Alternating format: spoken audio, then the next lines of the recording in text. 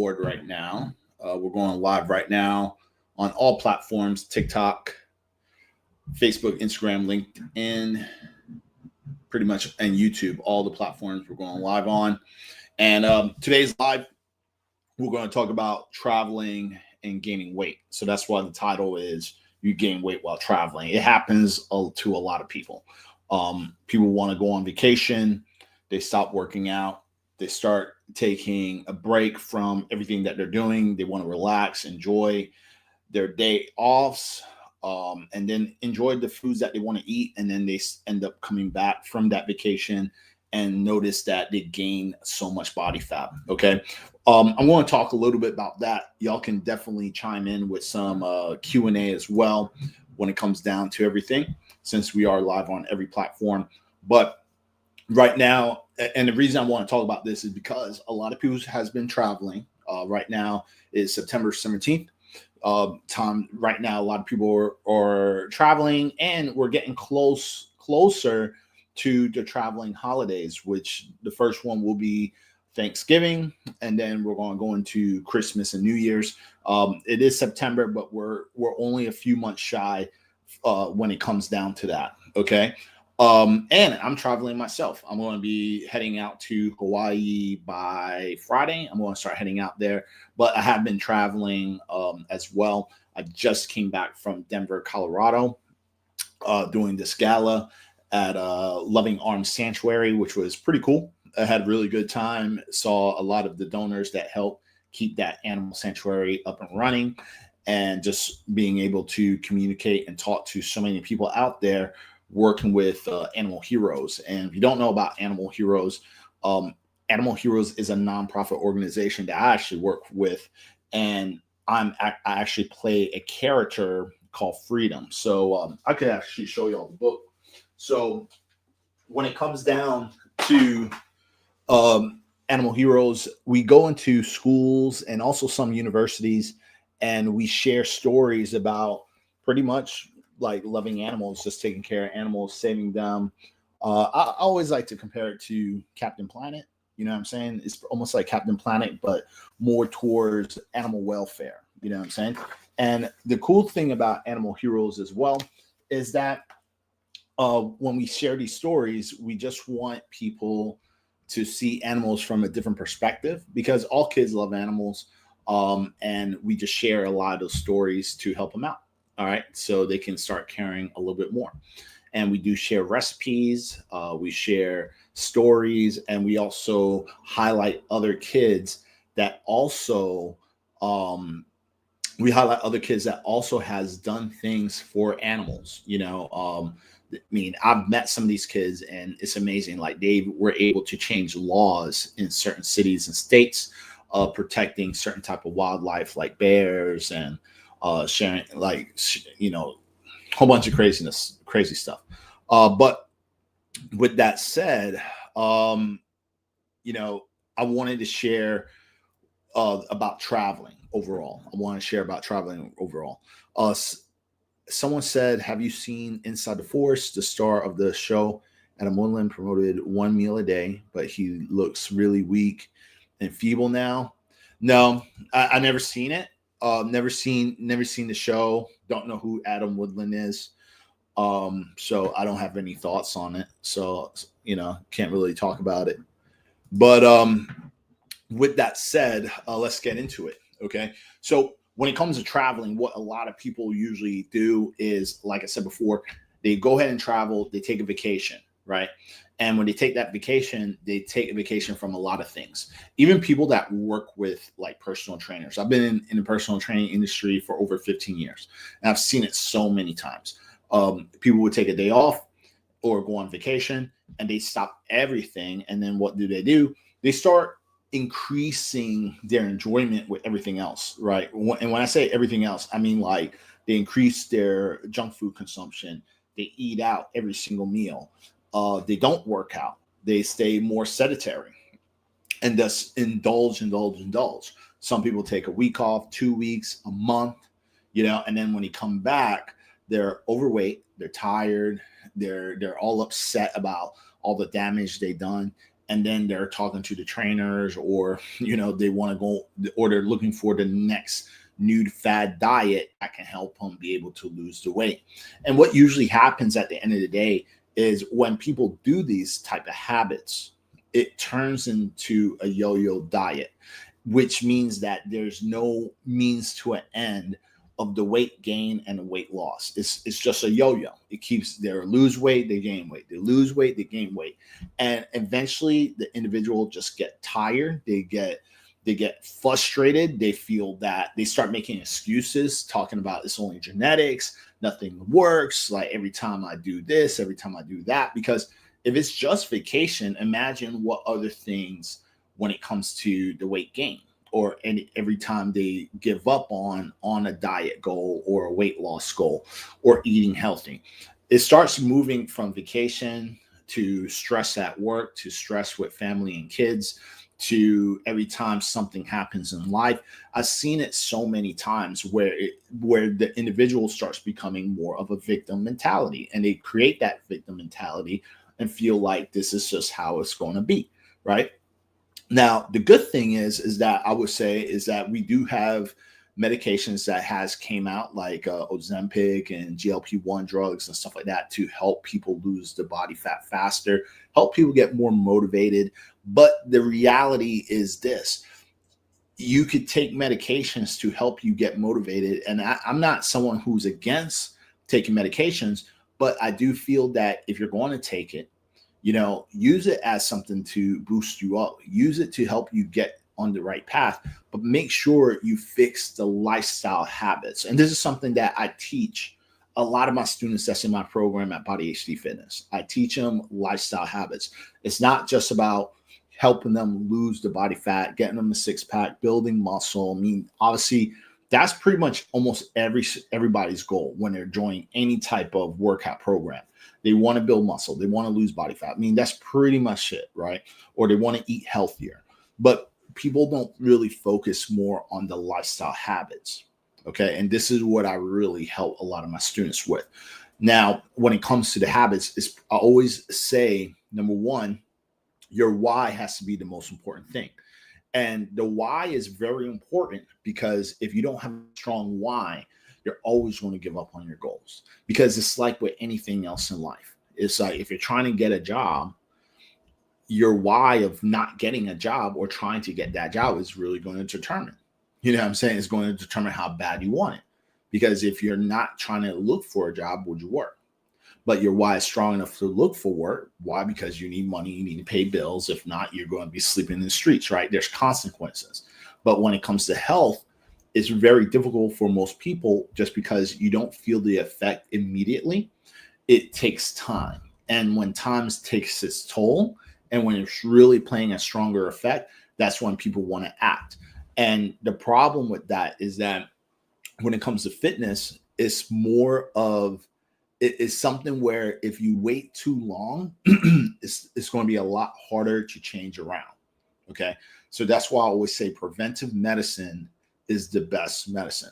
So one of the things that I usually do when it comes to traveling, to make sure it's more of a lifestyle, right? Because when I'm traveling, this is what I do. I don't just stop everything. Okay. I don't just stop working out or stop eating healthy or stop meal prepping, right? I continue to do so because it's part of my lifestyle. This is why when people talk, I've people came up to me even in the gym and say like, "Oh man, you're so disciplined. You're so disciplined. You do, you come here every day, you work out. I see, you're strong. Like you're always in shape. You're so disciplined." But I tell people it's not really discipline at this point. It's a lifestyle. And I tell them it's like brushing my teeth. Like, are you congratulating me on brushing my teeth every day? Are you congratulating me every time I take a shower? Are you congratulating me every time I get dressed? You know what I'm saying? No. So why are you congratulating me because I show up to a gym every single day? It's not discipline. And I explained, it's a lifestyle. Discipline is when you do something that you hate, but you still show up and you know you have to do it. I don't hate training. I don't hate working out. Is there days that I just don't want to do it? Yeah, of course. But is it something that I just put off? No. I enjoy doing it because it's a lifestyle. Just as I enjoy shaving, brushing my teeth, taking a shower, taking care of myself, it's all part of a lifestyle. And that's where it has to become. Fitness has to become a lifestyle, and your why has to be important, and you have to make it important because health and fitness plays a significant role when it comes to your life. Okay, so before I go into some of the tips that I do when traveling, I'm just going to look at want to look around, see if there's any questions going on. All right, let's see. Let's see with Instagram.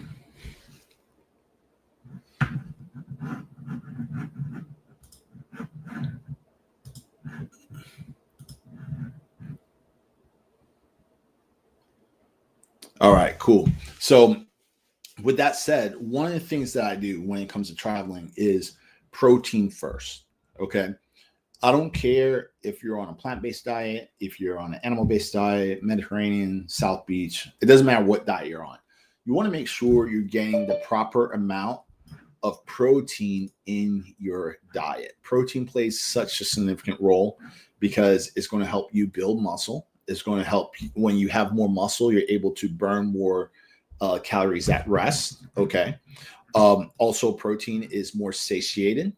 So when you're eating more protein, you're going to feel more satiated. No matter what diet you're on, if you're trying to build muscle or trying to lose body fat, you're definitely going to feel more satiated in that when eating protein. Also, when you're in a weight loss journey, right?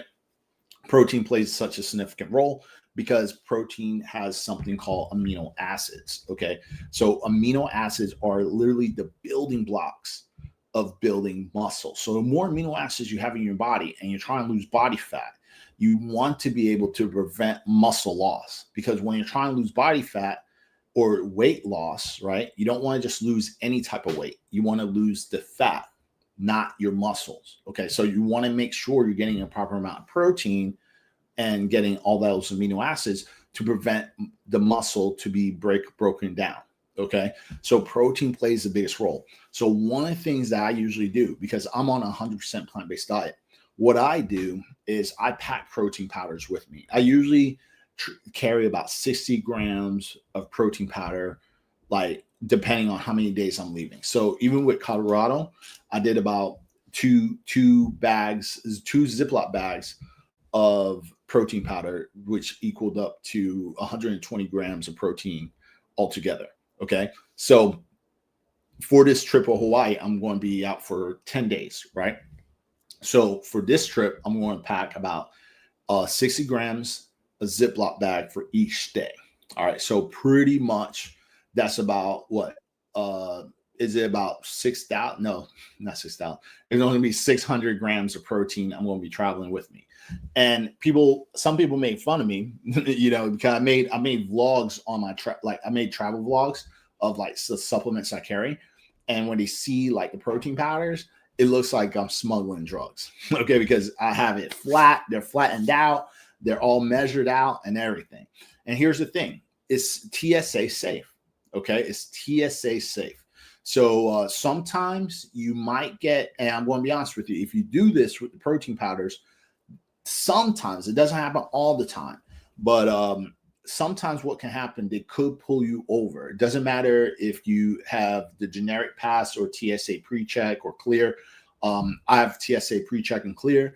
Sometimes it happens, not all the time, but sometimes they want to double check your bag.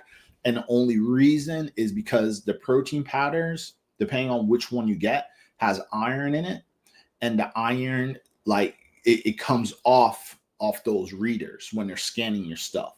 So they have to check it sometimes. It's not all the time though. I'm telling you, there's many times I've passed through TSA with no problems, but even when they check, it's still safe. They'll just, they do the little tests. They wipe the bags and put in their little machine, and then they'll usually let you go. I never had a TSA agent say that you have to throw this away. And the reason I say do the Ziploc bags is only because it's a space saver. Okay, if you try carrying all your supplement tubs, it's going to take a lot of space in your bag. And I'm someone who like to carry light. I'm someone who likes to travel light. Okay, so I usually put everything in Ziplocs. So that's number one. At least that. Number two, protein bars. Okay. The one I personally enjoy is the Cliff Builder bars. Now, the reason I do this again is because it's a space saver. Okay. Great snacks to have. Now, someone who like myself who's on a plant-based diet, the reason I'm really pushing the protein versus anything else is only because it's literally the toughest thing to find when you're traveling, especially when you're going from airport to airport. You have connected flights, you're traveling very far. It's the hardest thing to find. I could find anything else. Like when it comes to healthy fats, I could find nuts and seeds in the airport. I can find fruits and veggies in the airport. I could find like whole grains, like beans and rice in the airport. Those carbs and fat is so easy to find no matter what diet you're on. That's the easiest thing to find. The hardest is going to be protein. Now, if you eat meat, then it's going to be a little bit easier, right? But you have to find, if you're trying to get like lean meat, not just something that's fried or, like not the best quality, that might be a little bit more difficult because as you notice in food courts, when you're in the airport, there's more fast food places versus like restaurants, right?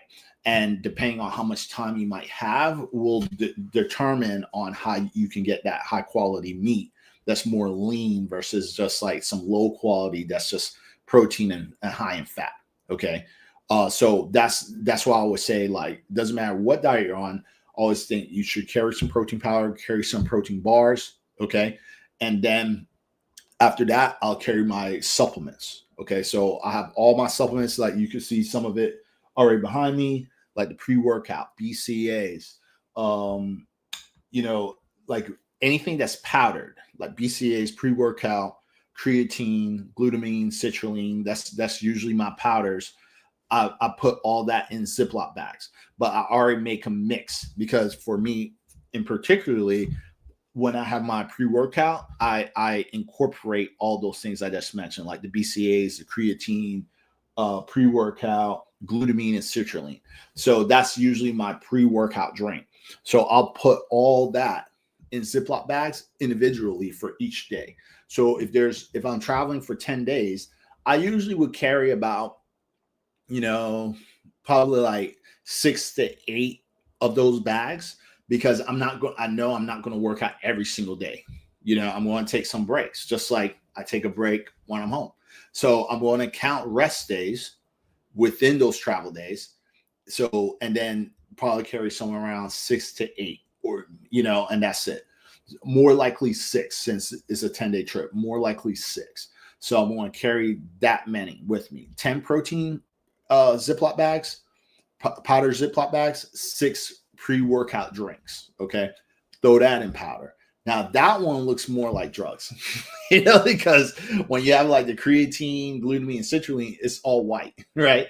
So and depending on what type of BCAAs you're using, if you're using like a lemonade, it's just going to look like white powder with a little bit of red in there. But now, and there's probably only happened one time when someone's like, "What is it?" Like they actually question me. I'm like, "What do you think it is?" And they're like, "I don't know. You tell me." I'm like, "It's pre-workout, man." But again, do the same thing. Carry that with me because again, it's a lifestyle, and I don't want when I'm not taking my pre-workout drinks and train without it. I do feel a performance difference. I don't feel. I'm being honest with you. I don't feel as energized, right? So I want to feel the same way when I'm training, or even better when I'm on vacation versus at home. Okay. I want to feel the same. I don't want to feel less progress. So I carry that with me. Then the last thing I would carry would be the pills, like all my pills, like vitamin D, my Tribulus, Subblock 80 from Clean Machine, ahi flower oil. This is like my omega 369 zinc, and I'll carry like a dropper of sea moss, because like I take the sea moss gel daily. If everyone already has been following me for a long time, they know like I promote the True Sea Moss like a lot. But I do take that still when I'm traveling. They have tinctures that you could carry. It's TSA safe. And then I'll carry the tincture instead. That's the only time I'm really taking tinctures of sea moss, is when I'm traveling or if I'm making cold pressed juice. So I'll go ahead and take that with me. And then that's pretty much it. Now, when it comes to eating out, what I usually do is just look for healthier foods. You know, just because I'm on vacation doesn't give me a pass to eat what I want. And I still track my calories and my macros. I use an application called MyFitnessPal. I still keep track of what I'm eating. And I don't carry a scale. I'm not like that insane. But what I would do is I would just estimate the foods that I'm eating. And some of the foods is you could actually find it on MyFitnessPal. So if I went to Chipotle, that's on MyFitnessPal, so I could get that. If I got something like went to a burger place and got like a Beyond Burger or something, then I would just measure the burger. I'll put the actual Beyond patty in there, and then I put the bun. And if I had French fries, I'll just estimate that. So usually at restaurants, they're going to give you somewhere around 1 or 2 servings, no more, no less. So you can kind of just estimate from that. And that's it. It doesn't have to be exact. And this is something that I tell a lot of my students. It doesn't have to be exact when you're tracking. The whole point of tracking is so you could have a better idea how to build your meals around what you eat while traveling or while on vacation, so you don't overeat or undereat, right? Because it's usually one of the two that happens. Is either you're undereating and then you feel like crap, you get sick, right? Or you're overeating where you're gaining weight. Right. And then what you want to do is make sure you're still eating healthy as well. Because when you're traveling, and I always notice a lot of people get sick after they travel. And then they blame like, oh, people not wearing masks or people traveling with, and I tell them it's not that. When you're traveling, you're doing 2 things. One, you're not eating the healthier foods like you were at home. So if you're tracking your calories and your macros, track your micronutrients and try to get some healthy foods into your body, right? So what I usually do is I make sure I'm eating vegetables, I'm getting salads, I still get my greens in so I can get some fiber, get some vitamins, my minerals, get my vitamin C, you know. Also in my supplement stack, I'll carry like some elderberry gummies, which is also a great way to get vitamin C. So I usually take that every single day. And I never gotten sick from traveling or at all taking my elderberry gummies. So I highly recommend grabbing some. Okay. The one I usually take is the one from 365, where you could get it from Whole Foods. Okay. Grab some elderberry gummies. It's a great way to protect your immune system and not get sick. I have never gotten sick from taking that. But then also as well, I make sure I'm eating fruit and veggies. All right. So if you're eating your fruits, eating your veggies while you're traveling, you're not going to get sick. Okay. The chances of you getting sick is slim to none. So this is something I usually do. Quick hack is, the quick hack is when you get to your destination or while traveling, if you want to try to get a lot of vitamin C all at once, then go ahead and do some kiwi. All right. Kiwis are a freaking powerhouse when it comes to your immune system and vitamin C. One small kiwi, you can get somewhere around 200 to 300% of your vitamin C, all right, per day. So, and eat it with the skin. I don't understand why everyone takes the skin off. Eat it with the skin because a lot of the nutrients lies within the skin of the kiwi. So that's something that you want to do. Okay. Before I continue, let me just make sure there's no other questions. All right, we got one question here. Says, I noticed that you have Clean Machine on your shelf behind you. Did they stop making the protein powder? Yeah, so they did stop making the protein powder, unfortunately. It was called the Clean Green Protein. One of the reasons why they stopped making it is just because the manufacturer shut down. So it wasn't really Clean Machine part reason. It was the manufacturer of the ingredient that they use, which was the lentine. All right. And for everyone who doesn't know what I'm talking about, Clean Machine discovered this new ingredient called lentine. It was like a superfood, similar to like spirulina or moringa, right? But it was actually better than that. Better than kale, better than spinach, better than moringa, spirulina. And it was just a superfood powerhouse.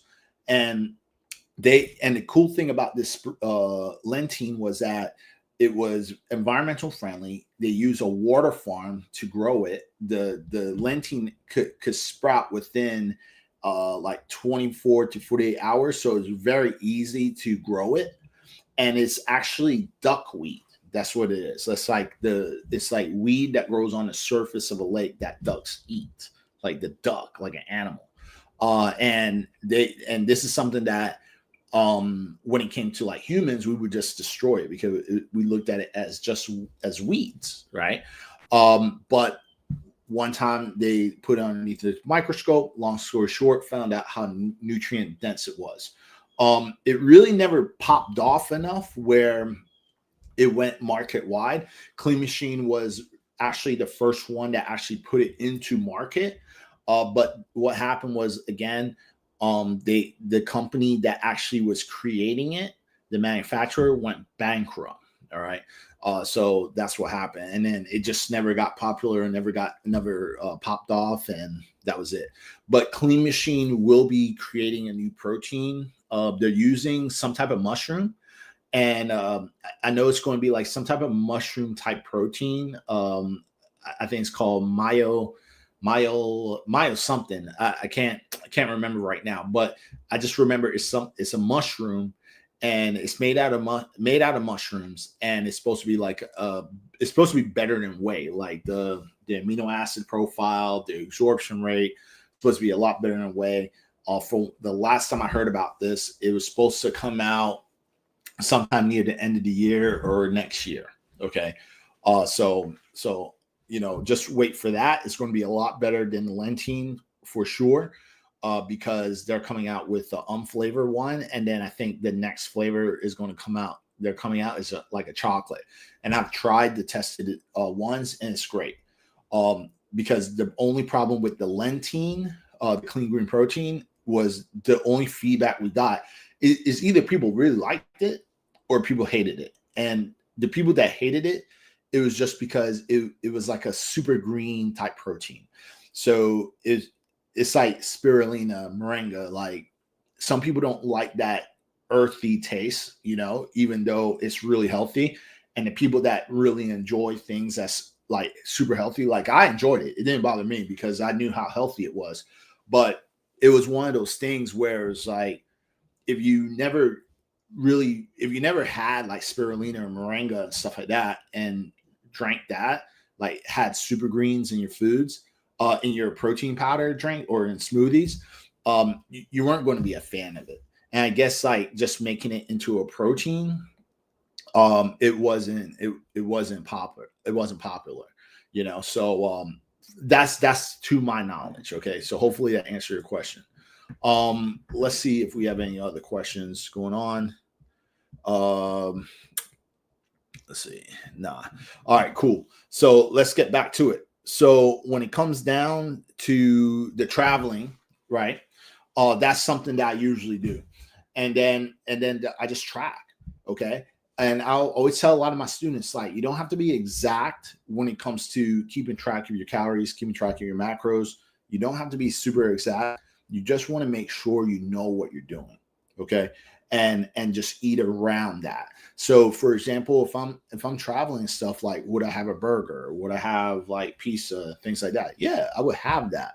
But I know what to eat around it, if that makes sense. Okay. And that's what I usually do. And and it depends on some certain travels, because there's travels where, like, this travel is going to be more in a hotel. So more likely, I'm going to kind of eat around that and maybe go to the grocery store, buy a few items, maybe some fruits, maybe some other type of protein options if they have it. That's like doesn't require too much cooking. You know what I'm saying? Some that I could just eat right out of the package. Maybe like some seitan, maybe some if they have tofurkey sausages, maybe something like that. Maybe, it depends. It really depends. But what I will do is eat around that. So I that for sure I'm going to buy some fruits. I'm going to buy some nuts and seeds. I'm going to buy that once I get to the island, because again, I'm going to Hawaii. So I will buy nuts, seeds, and some fruits. And then after that, if there's some seitan or, tofurkey sausages or whatever, like I might buy that with the protein so I could get majority of my nutrients in. But then after that, everything else I'm going to eat out and eat around that. Okay.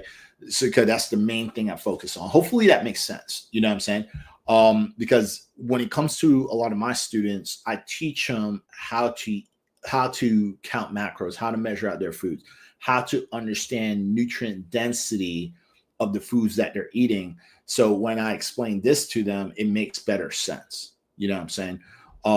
Versus like trying to figure it out. But I would say if you're someone who is obviously not in my program and you want to kind of have a better idea of what I'm talking about, download my Fitness Pal, start tracking everything you eat, and then you'll start seeing what I mean.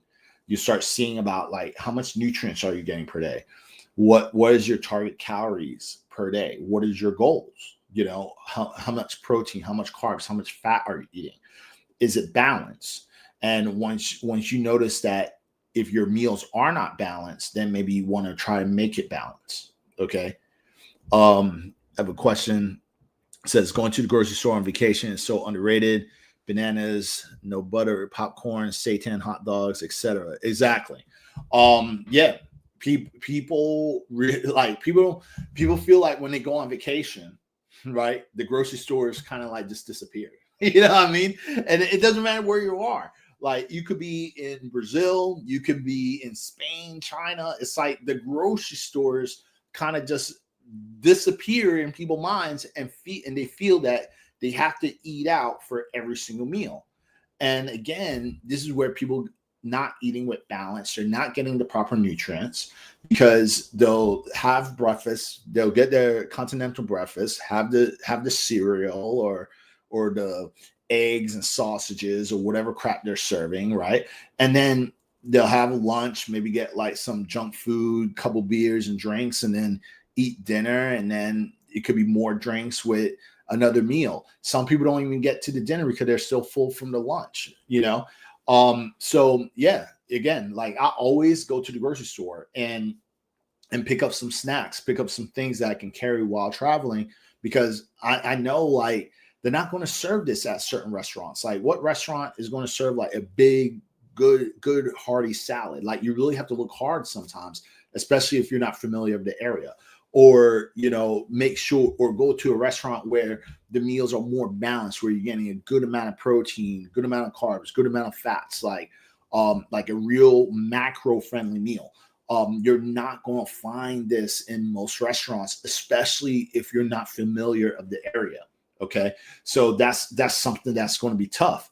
But one thing I would say, if you're especially if you're vegan and if you're plant-based, right? I would say, look, you get the app, get a couple apps. First app, Uber Eats.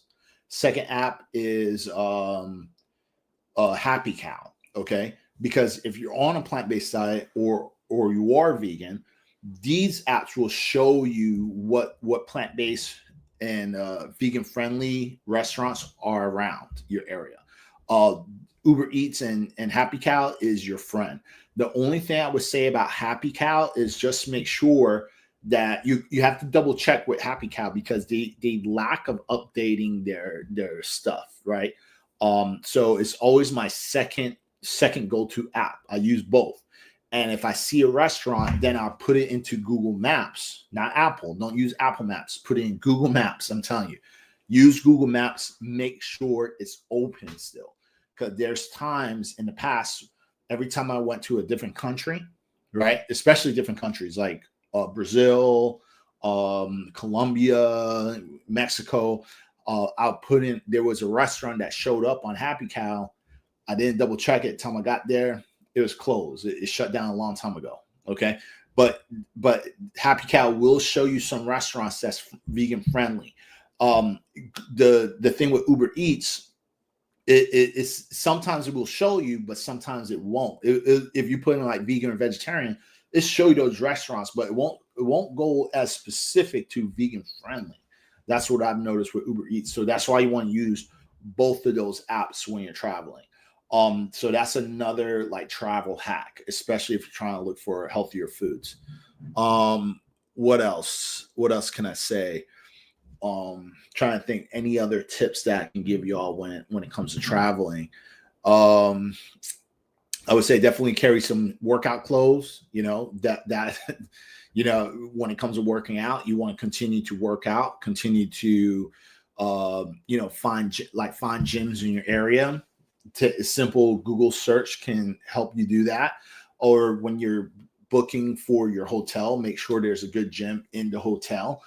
So that's something that I usually do that I do as well. I'll carry some workout clothes, carry my workout shoes, and then when I'm at the location, first thing I'm doing is looking for a gym in the area, unless I already booked a hotel that has a pretty decent gym. Okay. And then I make sure I get my cardio in, make sure I'm working out the days I need to work out. If it's like a hotel gym and it lacks a lot of equipment, then I just do a lot of full body workouts and I do a lot of cardio. That's it. Nothing changes. Okay. Nothing really changes. I don't stop working out. I wake up early. I still get my workout in before anyone else works out. Not workout, but wakes up. And then I start my day. Okay. So nothing changes because again, it's a lifestyle. It's not discipline. You know, I don't put myself in a program to be disciplined unless you're putting yourself in a program to be disciplined. But even if you're in a program, your coach or whoever is training you should keep you accountable and make sure you start making that as a practice, a normal day practice, and don't skip out, you know, because you're not making your trainer mad. You know what I'm saying? Like if you have a trainer, you're not making them mad. You're just hurting yourself at the end of the day. You know what I mean? So that's why I always tell people, like, you're not making anyone mad. You're just hurting yourself because you're failing to make it part of your lifestyle. And you're creating these bad habits where you're going to end up becoming dependable on people to just help you do simple things, simple tasks that should be normal. Okay. So just make it part of your lifestyle. And this is why I say just go ahead and try to do that. Okay. And then another tip can be when traveling can be, I'm trying to think what other tips that I usually do. Definitely I try to walk everywhere. So that's another thing. I try to walk everywhere I do, try to get at least 10,000 steps when traveling, because if I'm eating at different restaurants and stuff and I'm estimating a lot, obviously I'm probably overeating, right? So if I'm overeating, at least trying to get 10,000 steps and trying to walk everywhere I go helps. Also do activities. You know, I feel that when a lot of people travel, they don't do active activities. They do lounging activities. Like, for example, like if they go on vacation, they'll go to the hotel bar and just sit there and drink. And I'm like, why would you go all the way to another country to just drink at the bar? Like, I think it's so stupid, you know, because I'm like, you could do that at home, right? You could just drink at home. You go to a bar at home. What's the biggest difference from drinking at a bar in another country and getting wasted and eating a bunch of shit and not doing nothing, where you could do the same thing at home, right? So the only thing changes the scenery, the environment, right? That's the only thing. Why not explore, do things that's more active? So every time I travel, I always try to do exploring or adventurous type stuff. Like it could be trails, walking, going to the beach, you know, things that's going to be active, especially touring stuff, because when you do a lot of tour stuff, you're going to be doing a lot of walking, you know, and it's a great way to actually learn more about the country. You know, no matter where you are, like it could be even in the United States. Like, how much do you know about that city? How much do you know about that state? Like every state, every city has a story, you know. And I've done it even in Florida. Like I've went on tours at Key West, and I live in South Florida, and I learned so much history about Key West. I was like, wow. And it considered a lot of walking, you know, and it was fun. It was educating. I learned so much, you know. So I always say, like, do things like that. Like, yeah, I'm not saying that you can't party, you can't drink at all and stuff like that. I mean, if that's something that you enjoy doing, do it. But I don't drink, you know. I stopped drinking a long time ago. I stopped because it's just pointless. I want to remember the things that I do. I don't want to just have a bunch of cool, stupid ass stories at the end of my life. You know, I want, like, if I'm like talking to other people, I want to have cool stories and things that can actually help people and educate, and, like, you know, like say cool things to people, not just have a bunch of dumb stories. You know what I'm saying? Like, oh yeah, I went to this bar one day and it's stupid. I think it's one of the dumbest things, because most people who that does this stuff all the time, they don't have any, like, they just have a bunch of dumb stories to tell people. It's nothing that you really gain from it, if that makes sense. Okay. So that's why I stopped drinking, man. Like, I wanted something better. Let's see. That's just my point. Let's see. We have another question. What is the best high protein food when wanting to lose weight and gain muscle? Some of the best high protein foods when it comes to losing weight and building muscle is going to be, I would say, tofu and seitan is definitely my top two. That's my personal top two. And the reason is because there's no saturated fat, zero cholesterol. It's very high in protein, especially like tofu. That is a complete protein itself. It has all the non-essential amino acids in there. So it's those two are my favorite. And the thing with seitan, I'm 100% plant based. So when it comes to seitan, it's the only food that's closest to the semblance of meat when it comes to macronutrients. Okay. Now, my next protein options is going to be, because usually tofu, seitan, and then protein powder. Those are my personal three. Then when I'm working with other people, because not everyone who works with me is vegan. So when it comes to people that does consume more animal byproducts, I tell them they could do like egg whites, lean meat. So when it comes to lean meat, it has to be like grass fed, pasture raised, beef. And I will always tell them do like 90% lean, nothing less than that. It could be chicken breast, but again, when it comes to chicken breast, it has to be more on pasture raised, organic. You want to do that type of stuff. And then also with seafood, it's going to be more of salmon, and it has to be like fresh caught. Okay. So really fresh caught fish, like, so salmon or any type of white type of fish. Okay. But usually I push the salmon more when it comes to that. I don't tell people a lot of my students, I tell them they can't do pork because it's a low quality meat. So they can't do pork. They can't do shellfish. Again, it's a low quality, like, seafood. So no pork, no shellfish. So those, and I tell them to limit or eliminate dairy at all costs. So usually the students that works for me, I tell them to do that, because if they can't go vegan or plant based, then I build them more of a holistic diet.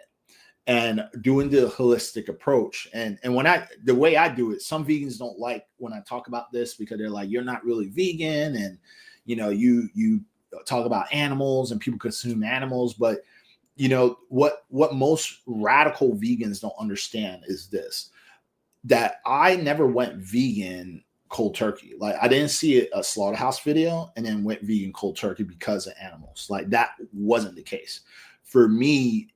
I saw that it did affect me, right? But it wasn't enough for me to like stop everything. And I was like crying and bawling my eyes out and said like, oh, I can never eat meat again. I'm going to go vegan because this is horrible. That wasn't how I transitioned. You know, when I saw it, I did have that ethical feel to it, but what I did was transitioned. So I went from an animal-based diet to a pescatarian. So I went pescatarian first because I wanted to see, like, okay, first, if I'm going to eat more plant-based foods, I want to make sure I'm doing it right so I'm healthy. Because for years, for like 20 plus years, I ate animal-based foods. You know what I'm saying? So I wanted to see if I am going vegan, like, is this really healthy? Like, can I actually do this? You know, it wasn't just a heart, a heartstring, and I just did it.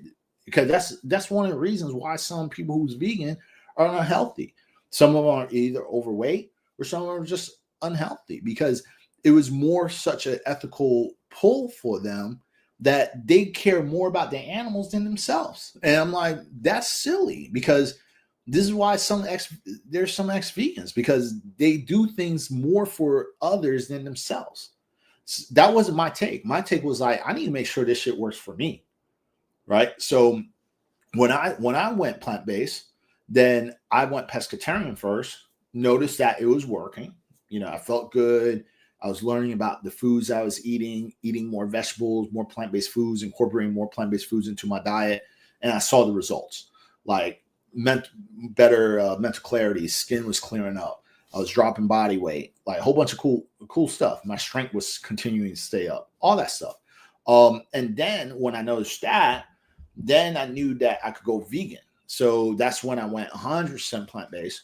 And then I just continued to do that. And I was doing that for 13 years. So that's why I never really push the vegan thing so hard on people. Like, I don't criticize people because they eat animal-based products. I don't really go that hard on people, because I understand that some people don't want to be vegan, or some people just can't be vegan. So what I do is I create it more holistic. And from that approach, what I've noticed is that two things.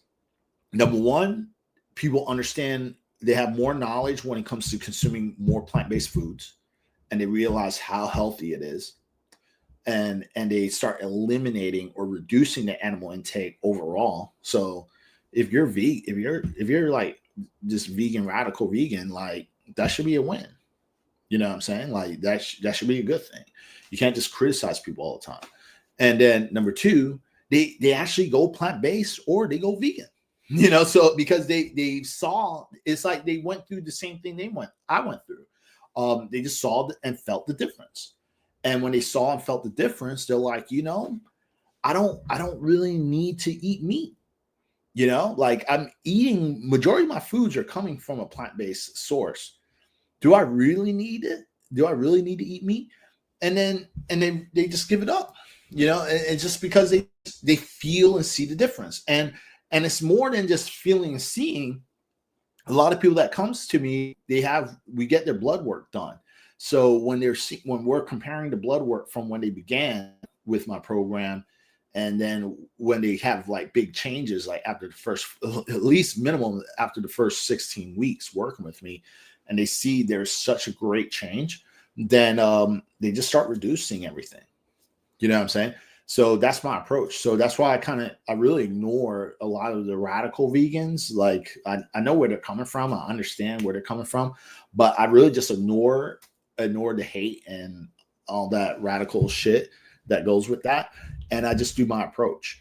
And again, I feel that if people are reducing their animal intake, and they're feeling better, they're feeling healthier, or they just gave up and they went more plant-based, because they choose to, I think it's all pointing in the right direction anyway. So there's no reason to really criticize people and make it hard for others.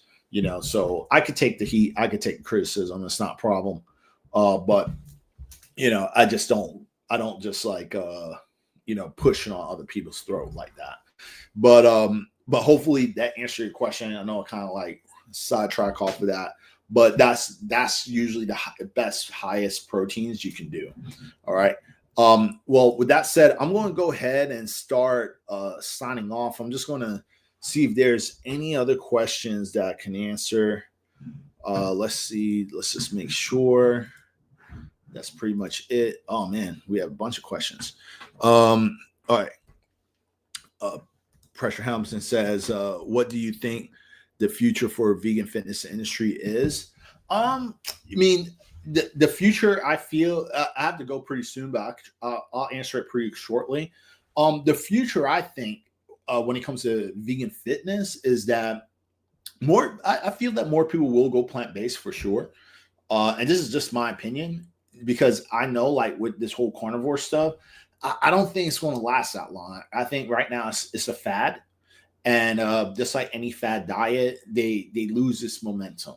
You know, it's going to start losing momentum. It's some momentum. You know, more people is going to start making more reports about stuff, and then about like some of the side effects that's going to happen. And then more people are either going to go more holistic or more plant-based again.